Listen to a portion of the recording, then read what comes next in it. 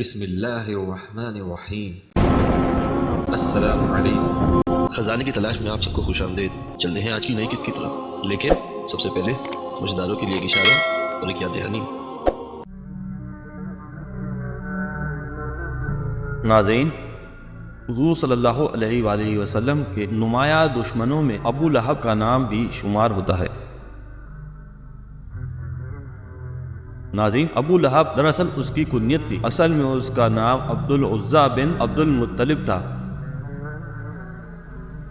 رشتے میں رسول اللہ صلی اللہ علیہ وآلہ وسلم کا حقیقی چچا تھا۔ سب سے پہلے جب رسول اللہ صلی اللہ علیہ وآلہ وسلم نے قریش کو جمع کر کے اللہ کا پیغام پہنچایا تو سب سے پہلے ابو لہب ہی نے تکذیب کی اور یہ کہا، اللہ تجھ کو ہلاک کرے، کیا ہم کو اسی لیے جمع کیا تھا؟ اور اس پر سورہ لہب نازل ہوئی۔ ابو لہب چونکہ بہت مالدار تھا، اس لیے جب اس کو اللہ کے عذاب سے ڈرایا جاتا تو یہ کہتا، اگر میرے بھتیجے کی بات حق ہے تو قیامت کے دن مال اور اولاد کا فدیہ دے کر عذاب سے چھوٹ جاؤں گا۔ اور ناظرین، اس کی بیوی ام جمیل بنت حرب یعنی ابو سفیان بن حرب کی بہن، وہ بھی آپ صلی اللہ علیہ وآلہ وسلم سے خاص ضد اور دشمنی تھی۔ شب کے وقت آپ کے راستے میں کانٹے ڈال دیا کرتی تھی۔ ناظرین، تفسیر ابن کثیر میں ہے کہ ام جمیل شام کے وقت آپ صلی اللہ علیہ وآلہ وسلم کے راستے میں کانٹے ڈال دیا کرتی تھی۔ ابن اسحاق کی روایت میں ہے کہ جب ام جمیل کو خبر ہوئی کہ میرے اور میرے شوہر کے بارے میں یہ صورت نازل ہوئی تو ایک پتھر لے کر آپ کو مارنے کے لیے دوڑی۔ آپ اور ابو بکر صدیق اس وقت مسجد حرم میں تشریف فرما تھے۔ ام جمیل جس وقت وہاں پہنچی تو حق تعالی شانہ نے اس کی آنکھوں پر ایسا پردہ ڈالا کہ صرف ابو بکر نظر آئے اور حضرت محمد صلی اللہ علیہ وآلہ وسلم دکھائی نہ دیتے۔ ام جمیل نے ابو بکر سے پوچھا کہ تمہارے ساتھی کہاں ہیں؟ مجھ کو معلوم ہوا ہے کہ وہ میری مذمت اور عزت کرتے ہیں۔ خدا کی قسم اگر اس وقت ان کو پاتی تو اس پتھر سے مارتی۔ خدا کی قسم میں بڑی شاعرہ ہوں۔ اور اس کے بعد چند اشعار کہے جن کا ترجمہ کچھ اس طرح سے ہے کہ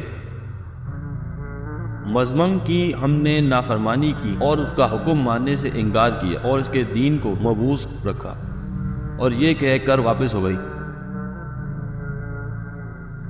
ناظرین، دشمنی اور عداوت میں آپ صلی اللہ علیہ وآلہ وسلم کو بجائے محمد کے مضمون کہتے تھے، اور مضمون کے معنی مذموم اور برے کے ہیں۔ بہرحال قریش جب آپ صلی اللہ علیہ وآلہ وسلم کو مذموم کہہ کر برا کہتے تو آپ صلی اللہ علیہ وآلہ وسلم فرماتے کہ اے لوگوں، تم تعجب نہیں کرتے کہ اللہ تعالیٰ نے کس طرح ان کے سب و شتم کو مجھ سے پھیر دیا؟ وہ مذموم کو برا کہتے ہیں اور میں محمد صلی اللہ علیہ وآلہ وسلم ہوں۔ اور ناظرین، یہ روایت سیرہ ابن ہشام میں بھی موجود ہے۔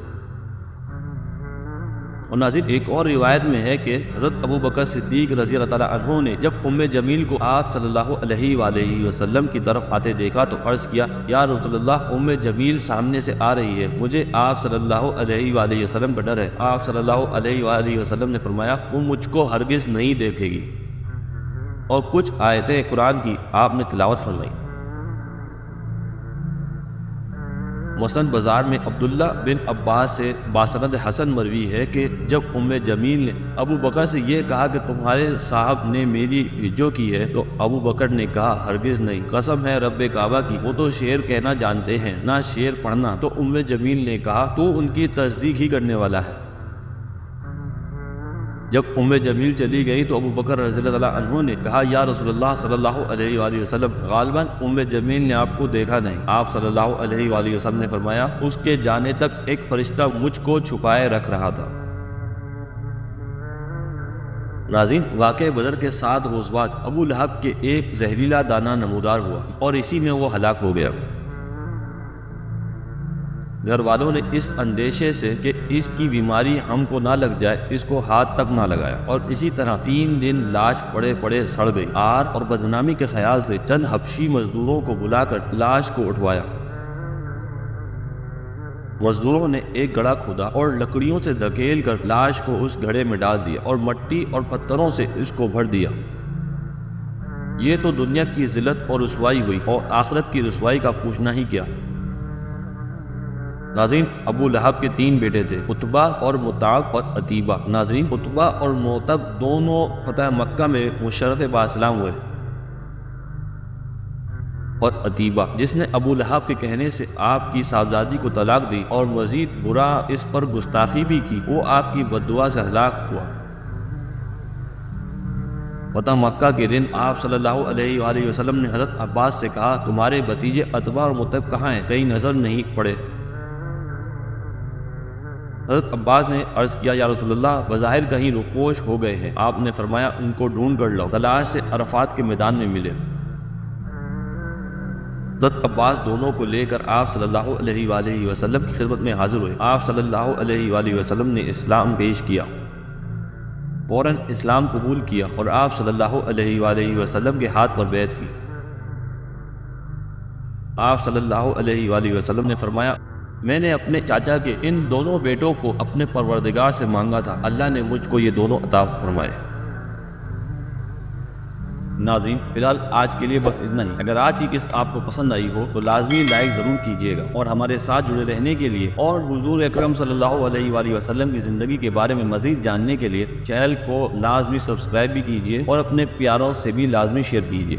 انشاءاللہ تعالی ملتے ہیں اگلی قسط میں، جب تک اپنا بہت سارا خیال رکھیے گا۔ اللہ حافظ۔